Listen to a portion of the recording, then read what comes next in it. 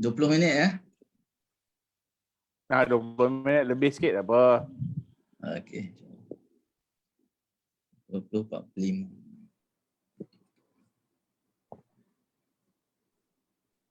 Lepas tu Ustaz kita lah Okey, boleh. InsyaAllah. Okey. Fadhal Ustaz. Ada. Assalamualaikum warahmatullahi wabarakatuh.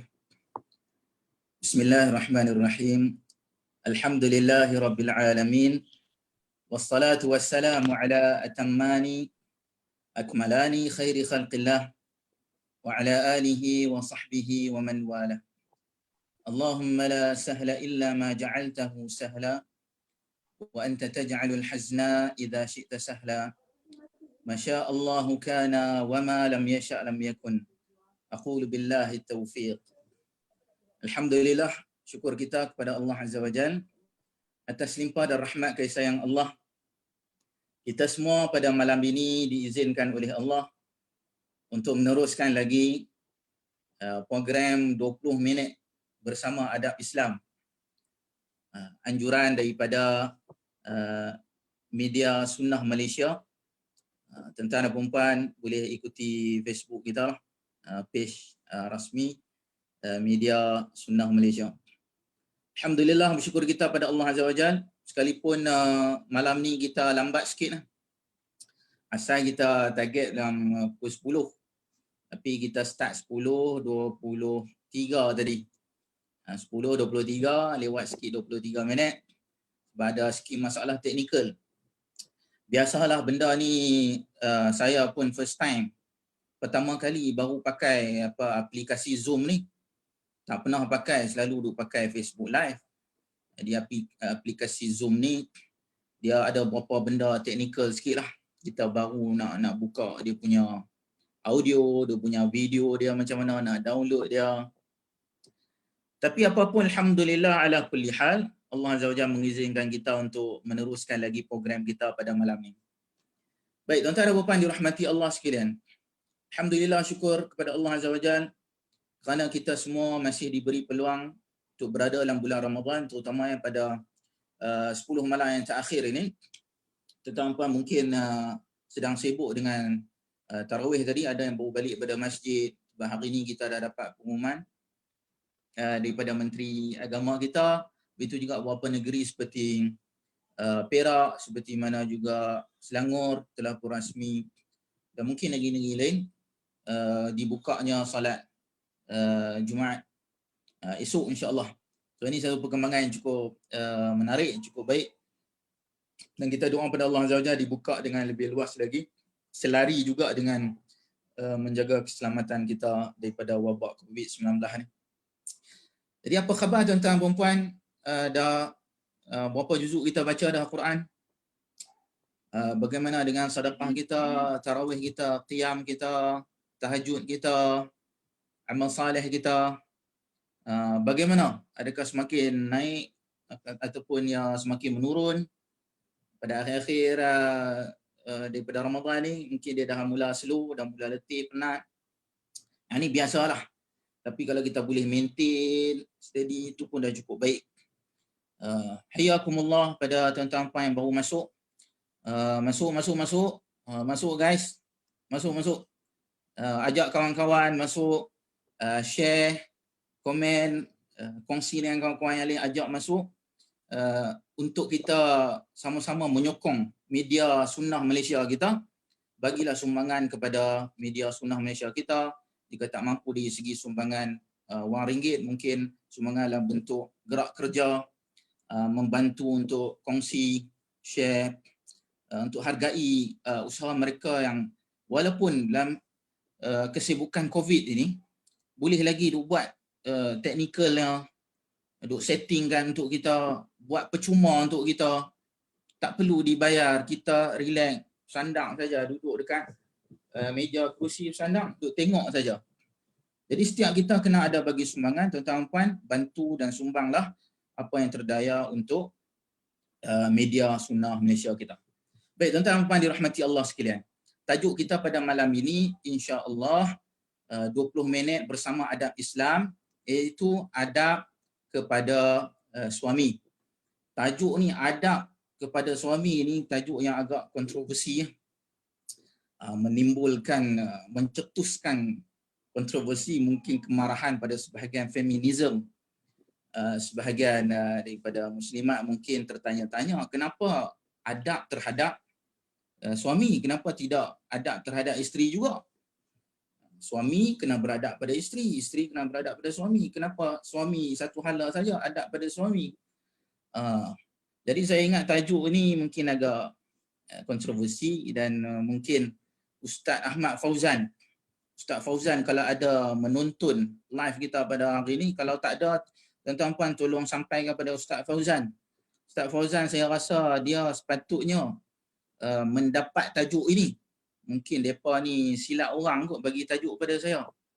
Mana Ustaz Fauzan dia berpoligami, dia lebih mempunyai pengalaman yang lebih mendalam dalam masalah rumah tangga ni. Fiqh rumah tangga, munakahat dan sebagainya. Mungkin dia patut diberi tajuk ni. Tapi tak apa, alhamdulillah tajuk ni sebenarnya tajuk yang santai. Kerana ia cuma adab. Kita bukan nak bahas tentang hukum. Hukum hakam ni hukum wajib ke, haram, halal tak. Kita bahas tentang adab. Santai-santai sambil kita pun perkenal kopi pada dulu.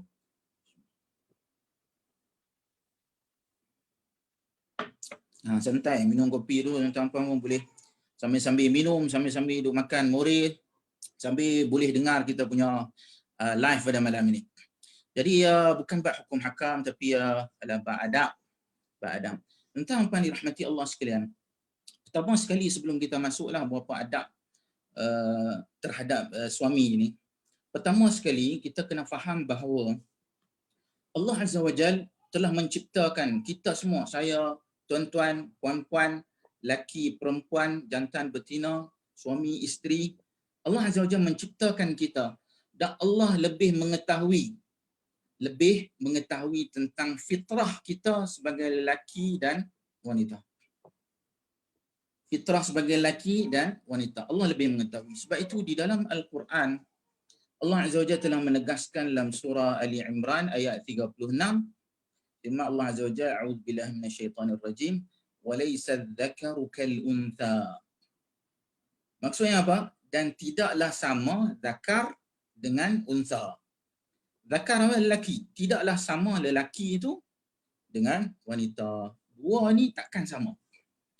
Jadi beberapa gerakan seperti feminisme, gerakan yang kedepankan wanita, menyamaratakan wanita dengan lelaki, menganggap wanita dan lelaki ini patut berada pada kedudukan yang sama rata. Perlu diingatkan bahawa di dalam Islam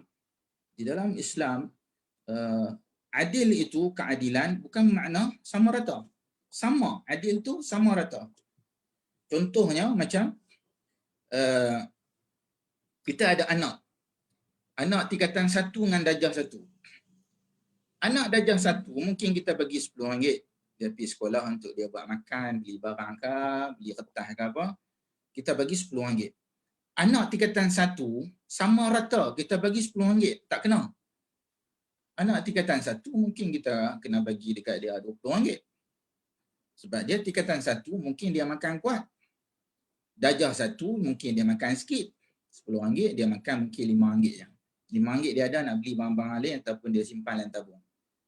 Tapi anak yang besar, yang umur dia tingkatan 1, mungkin dia makan saja dah RM10. RM10 lagi untuk dia beli barang lain. Mana dia tak boleh berada sama rata. Dia adil maksudnya meletakkan sesuai mengikut kedudukannya. Sesuai pada tempatnya. Ada setengah keadaan wanita lebih afdal daripada lelaki. Sesuai yang keadaan. Contoh yang keadaan dia macam apa? Ibu dengan ayah, mana lebih afdal? Ibu lebih afdal daripada ayah. Pada satu sudut, pada satu keadaan, itu adil. Tetapi dalam keadaan yang lain, ibu itu adalah isteri kepada ayah. Maka ayah itu lebih utama, suami itu lebih utama pada isteri yang tadi.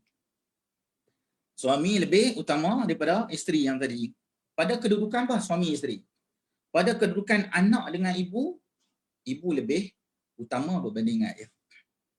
Begitulah tuan-tuan dan puan-puan. Kadang-kadang setengah keadaan suami lebih utama, lelaki lebih utama. Contohnya macam solat. Solat.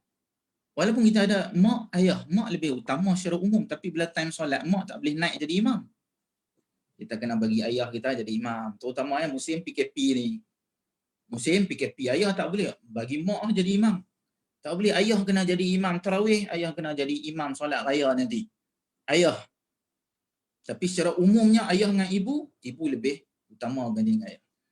Begitulah cantik, indahnya Islam meletakkan keadilan. Suami ke, isteri ke, ayah ke, ibu, laki ke, perempuan pada kedudukannya. Pada kedudukan. Allah Azza wa Jalla lebih mengetahui apabila Allah menciptakan kita.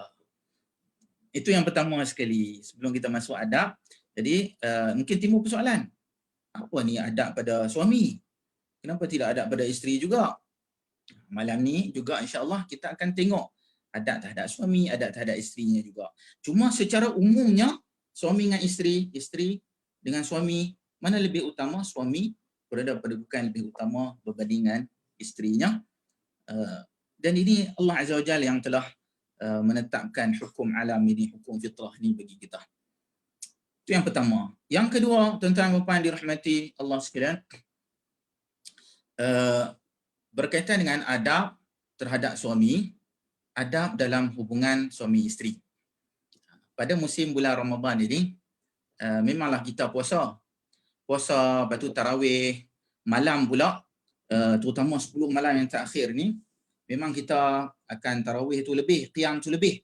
Sehinggalah hadis Sahih Bukhari disebut bahawa Nabi SAW syadda mi'zarah. Nabi telah mengetatkan izarnya ataupun dia bagi kemas dia punya kain pelikat. Apa maksudnya? Maksudnya baginda SAW meninggalkan hubungan suami isteri pada 10 malam yang terakhir ni. Mana dia solat tu lebih, dia qiyam tu lebih dan ibadah yang lain lebih. Jadi pada bulan Ramadan ni walaupun begitu, namun adab seorang isteri terhadap suami dia, dia tetap kena melihat kepada keperluan suami dia. Keperluan pada suami. Dia tak boleh kata, ish, abang ni bulan-bulan Ramadan ni kalau nak cium, bulan Ramadan ni kalau nak hubungan suami isteri pada waktu malam. Malam kan Nabi dia qiyam. Jadi bagaimana sepatutnya interaksi dia sebagai isteri dengan suami? Baik, tuan-tuan dan dirahmati Allah sekalian, agama ini tidak boleh menggunakan logik akal. Kita petik satu dua hadis, kita pun guna logiknya macam ni. Hadis yang kita petik pula, hadis-hadis yang kita suka. Hadis yang kita suka, kita rasa rimah, letih lah. Tadi dah duk masak buka puasa waktu malam kena pula dengan suami. Dia kata Nabi dia ketatkan dia punya game pelikat. Tidak, kena melihat pada konteks yang lebih luas ataupun secara kolektif. Hadis tu banyak-banyak kumpul, banyak-banyak baru kita nampak gambaran yang sebenar. Okey, apa gambaran sebenar baginda sallallahu alaihi wasallam pada bulan Ramadan? Kalau kita lihat hadis-hadis Nabi sallallahu alaihi wasallam, antara hadis diriwayatkan oleh An-Nasa'i dalam Sunan, hadis yang sahih, bahawa Nabi sallallahu alaihi wasallam, kata Aisyah radhiyallahu anha, dia mencium Aisyah walaupun ketika mana sedang berpuasa. Ketika mana sedang berpuasa. Jadi adab seorang isteri terhadap suami dia apa? Adalah tetap juga melayani suaminya pada had yang dibenarkan oleh syarak. Sekadar menciumnya ketika mana sedang berpuasa, Nabi sallallahu alaihi wasallam melakukannya bersama dengan Aisyah radhiyallahu anha. So kena lihat kepada bagaimana adab Nabi dengan Aisyah. Begitulah kalau kita nak menjadi Aisyah, bukan kita lah kalau perempuan. Saya tak boleh lah. Kalau puan-puan nak menjadi seperti mana Aisyah, maka mencontohi adab-adab yang disebut dalam hadis-hadis ini. So adabnya dia tidak menolaknya dan dia tidak menyisihkannya. Kerana ini cukup penting. Ini adalah di antara tips-tips kebahagiaan rumah tangga. Kerana rumah tangga pada hari ini diuji dengan pelbagai. Internet, di tempat kerja, di luar. Jadi ujian tu banyak. Salah satu, bukannya ini adalah penyelesaian keseluruhan, salah satu penyelesaian dia apa? Adalah mempunyai asas basic yang sangat kukuh di rumahnya. iaitu hubungan isteri dengan suami. Bila isteri menjaga hubungan dia dengan suaminya, maka suaminya menjadi redha bersama dengan isterinya dan tidak lagi ia memerlukan selain pada isteri. Jadi ujian itu ringan sikit lah. Ujian juga tapi ringan sikit sebab apa, suami ini dia rasa apa, isteri dia menjaga hak dia dan juga adab dia di rumah. Itu contoh hadis. Contoh hadis yang lain seperti mana Nabi sallallahu alaihi wasallam dengan Aisyah radhiyallahu anha dalam Sahih Bukhari mandi bersama-sama. Mandi bersama-sama dengan Aisyah radhiyallahu anha seperti mana hadis Sahih Bukhari. Jadi tidak ada masalah, sekadar mandi. Sekadar mandi pada bulan puasa ni ke, pada waktu puasa ke, ataupun selepas daripada puasa, pada waktu malam ke, tidak ada masalah. Mana suami dengan isterinya, isteri beradab dengan suaminya. Dan para ulama mereka telah membahaskan sejauh mana sempadan had yang dibenarkan oleh Islam untuk isterinya ni beradab dengan suami dia. Kerana ada beberapa isu yang dibahas oleh para ulama dan kita pun tak maulah pergi kepada masalah fiqh kerana bab kita lah bab adab, tapi sekadar nak menyentuh sikit ni. Dalam mazhab kita Syafi'i rahmatullah alaih, antara imam-imam seperti Imam An-Nawawi rahmatullah alaih ada menyebut tentang beberapa hadis larangan melihat pada kemaluan isteri. Melihat pada kemaluan isteri. Namun kesemua hadis yang menyebut melihat kemaluan isteri ini yang dilarang adalah hadis-hadis yang dhaif dan sebahagian seperti mana kata Ibn Hibban rahmatullah alaih ialah rekaan, palsu, ciptaan. Contoh seperti hadis melihat kemaluan isteri akan mewarisi at-tamas, yurithu at-tamas, iaitu mewarisi kebutaan. Melihat pada kemaluan isteri maka dia mewarisi kebutaan, boleh jadi buta. Hadis kata Ibn Hibban hadis yang direka rahmatullah alaih. Namun Imam Nawawi menyebut hukumnya makruh. Makruh mana itu sempadan. Mana suami dia kena beradab juga dengan isterinya. Dia memang boleh untuk bersama dengan isteri, tetapi hak dia apa? Tidak melihat kemaluan isteri kerana ia satu yang makruh kata Imam An-Nawawi rahmatullah alaih.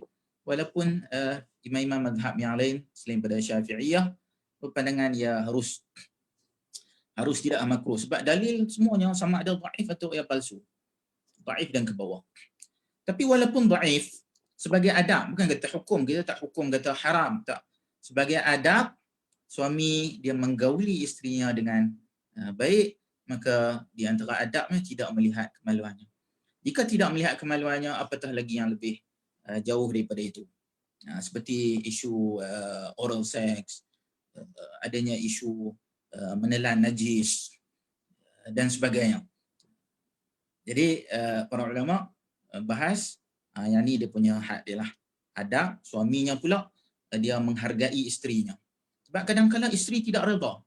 Kadang-kadang isteri rasa seperti mana dia dipaksa. Kadang-kadang isteri rasa seperti mana ia seolah haiwan, binatang.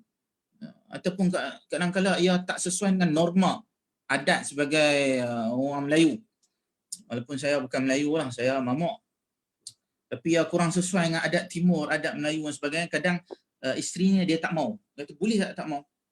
Jadi sebagai suami, dia juga meraihkan, beradab dengan isterinya. Itu yang keduanya lah. Adab suami isteri. Karena tadi kita dah sebut, bukan hanya isteri beradab dengan suami adalah hubungan suami isteri, suami juga beradab pada isterinya dalam hubungan suami isteri ini.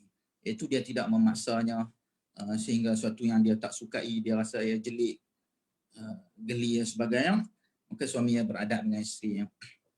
Itu yang kedua.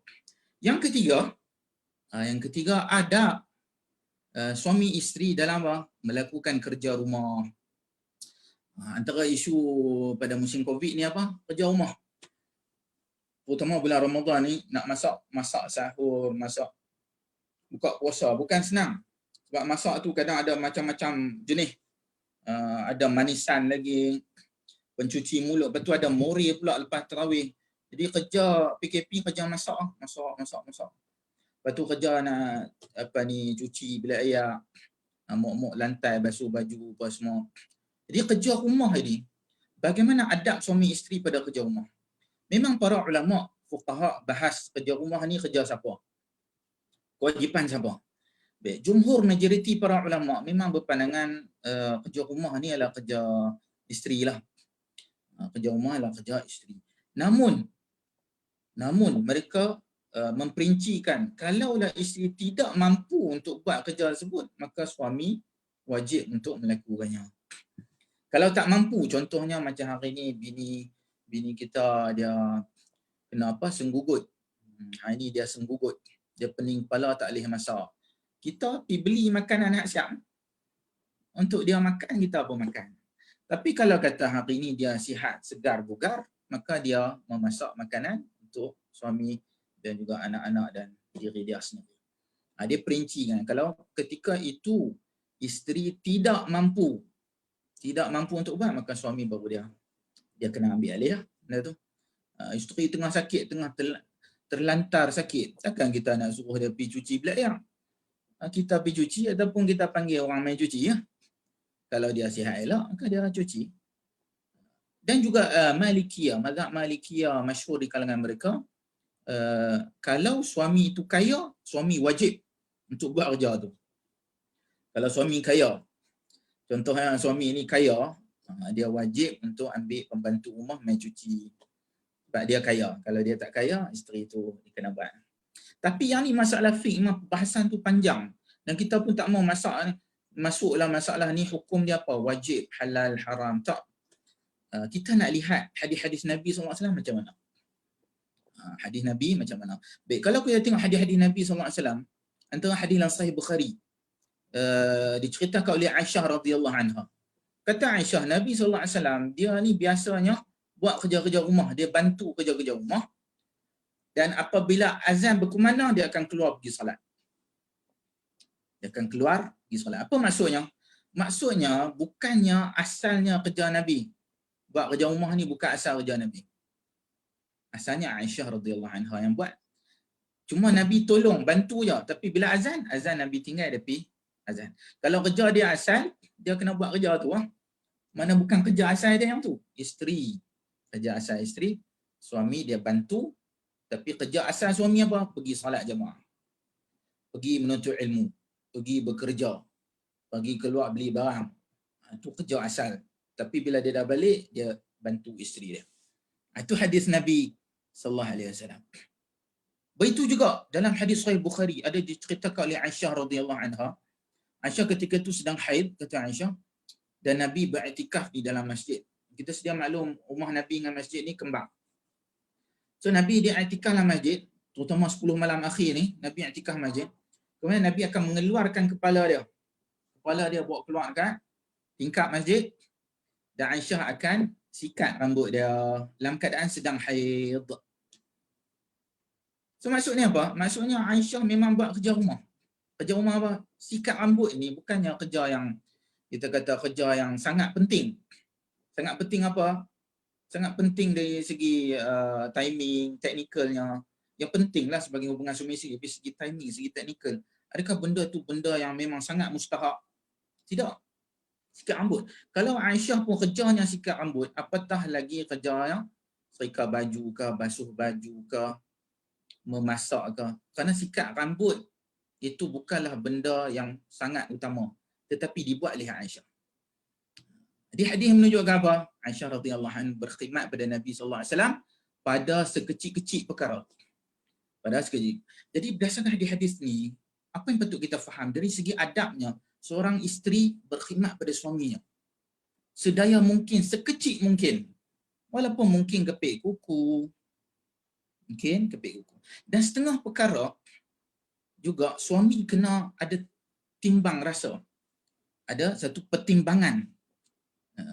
Kerana adab kita sebagai suami kena tolong isteri.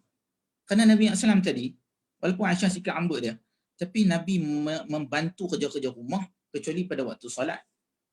Mana kita kena bantu kerja-kerja rumah. Alhamdulillah pada zaman moden ni kita ada banyak teknologi moden. Ada mesin basuh, mesin apa mai daripada China, sama teknologi kita pun tak tahu. Benda yang puak-puak boleh lipat baju pun ada. Robot yang jalan pusing-pusing boleh sedut sampah.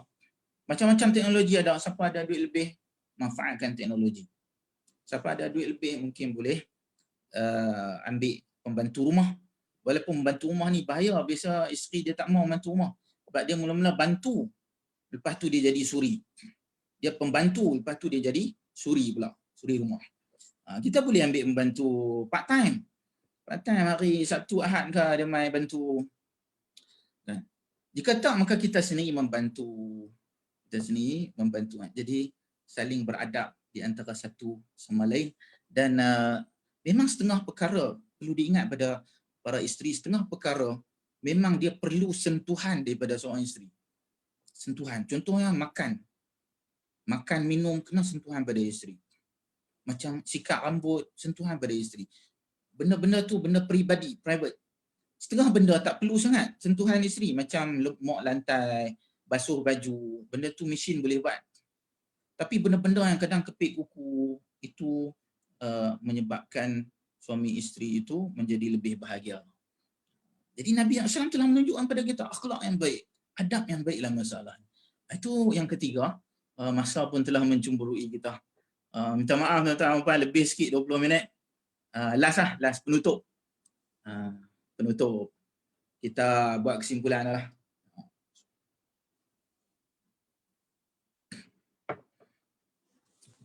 Kesimpulan dia apa tuan-tuan dan puan-puan? Kesimpulan dia berdasarkan hadis-hadis yang kita baca tadi, walaupun kita tak ada nak baca semua, tuan-puan boleh balik pergi cari sendiri, pergi baca semua hadis-hadis Nabi. Yang banyak dalam masalah suami isteri ni, ada adab akhlak sesama suami isteri. Kesimpulan dia kita buat apa? Kesimpulan dia adalah ihsan. Kesimpulan dia adalah ihsan. Dalam hadis Sahih Bukhari, Nabi SAW bersabda, "Innallaha katabal ihsana ala kulli syai." Sungguhnya Allah Azza wa Jalla telah menulis, telah mewajibkan ihsan dalam semua perkara. Kalau kita boleh ihsan dengan binatang, sembelih kan, kita nak sembelih kena sembelih dengan baik, ada adab, ada akhlak, ada sunnah. Itu adalah ayam, apatah lagi suami, apatah lagi isteri kita. Kita kena memberi ihsan. Kadang-kadang ini bukan bab yang ni kerja aku, ni kerja engkau, yang ni duit aku, duit engkau, ini halal, ni haram, ni wajib, ni haram, ni makruh. Kadang-kadang masalah rumah tangga, bab suami isteri bukan bab itu. Tapi bab adab, bab akhlak, bab ihsan. Ihsan iaitu kita tak mengharapkan, tidak mengharapkan balasan melainkan di sisi Allah Azza wa Jalla. Allah akan membalas bagi ihsan kita. Lepas tu suami kadang dia tak kira sangat. Hari ni pun kita tengok dalam grup Facebook, suami masak apa hari ni? Masak bukan main lagi. Masak bukan, mengalahkan isteri dan wanita di luar sana. Jadi ada orang memang dia boleh, dia minat masak. Tapi para isteri kena ingat, ada lelaki yang memang dia nature dia tak boleh buat benda tu. Dia masak apa tak jadi. Dia tak mau masak. Telur goreng pun dia pergi beli kat kedai. Ada orang dia goreng telur pun tak boleh. Itu memang nature, fitrah dia. Jadi kita kena bertolak ansur, tak apalah goreng pilah telur untuk dia. Ihsan. Atas ihsan kita buat benda tu. Kata ni bukan kerja kita tapi kita buat juga. Begitu juga isteri. Kadang isteri dengan suami dia kadang tak apa nak senang, susah sikit, tak apa nak kaya. Duit tak apa banyak. Dia bagi nafkah kadang sikit, baju pun tak cantik, makan tak sedap. Jadi isteri dia ni kerja besar, dia pun ada duit banyak. Ihsan tak apa dia. Ihsan dia beli sendirilah. Tak apa dia halalkan nafkah tu. Hari banyak isteri yang bekerja menghalalkan nafkah dia. Ihsan, benda tu Allah akan gantinya dengan gantian yang sangat besar pada hari akhirat kelak. Jadi ini semua adalah ihsan. Ihsan. Dan akhirnya sekali sebelum kita tangguhkan kuliah kita malam ni, sebagai halwa telinga saja, halwa telinga ni bukan dalil. Dalil kita dah baca banyak dah tadi. Ni halwa telinga. Mak Saleh kata apa? It takes two to tango. It takes two to tango. Dia memerlukan dua orang lah. Dua orang ni supaya berjalan dengan lancar. perjalanan rumah tangga dan memerlukan 2 orang. Dia tak boleh seorang-seorang saja, suami saja buat peranan, isteri pun kena ada peranan dia. Dan kita pantun Melayu kan, kita kan ada walaupun saya mamak tapi kita pakai pantun Melayu. Melayu dulu kata hutang mas boleh dibayar, hutang budi dibawa mati. Mana hutang budi dan ihsan kita pada pasangan kita insya-Allah bawa mati, bawa masuk dalam kubur, bawa pada hari akhirat kelak. Dan itu akan jadi amal soleh terutama pada 10 malam yang terakhir ini, hari-hari yang terakhir yang crucial ini. Mudah-mudahan semua ihsan dan budi yang kita buat ini walaupun bukan kerja kita, bukan kewajipan kita, semua itu kita akan bawa mati insya-Allah. Wallahu taala alam. Cukup sekadar itu tazkirah ringkas kita malam ni. Mohon maaf tuan-tuan puan kita lambat sikit start dan kita tambah sikitlah. Ada beberapa perkara yang penting saya ingat. Dan jangan lupa tuan-tuan dan puan-puan untuk share, kongsi, komen. Jika ada sebarang soalan boleh tulis soalan di bawah ni, nanti admin kita jawab. Bukan saya jawab, saya tak mau jawab. Ini dekat page Media Sunnah, biar depa admin pergi jawablah benda tu. Jangan lupa untuk bagi sumbangan pada admin kita untuk kerja-kerja kebajikan, kerja dakwah. Mereka buat benda ni free untuk kita semua. Mudah-mudahan Allah Azza wa Jalla melipat kali gandakan kejaran mereka. Allah Ta'ala alam. Kita tangguh dengan tasbih kafarah. Subhanakallahumma bihamdik. Asyhadu an la ilaha illa anta astaghfiruka wa atubu ilaik. Sallallahu ala nabiyyina Muhammad walhamdulillahi rabbil alamin. Assalamualaikum warahmatullahi wabarakatuh.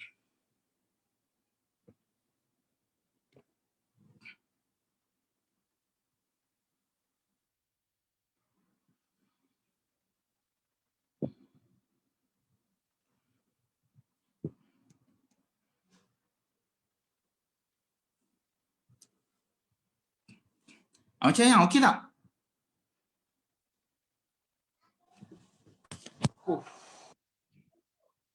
Dah siap. Siap, sudah.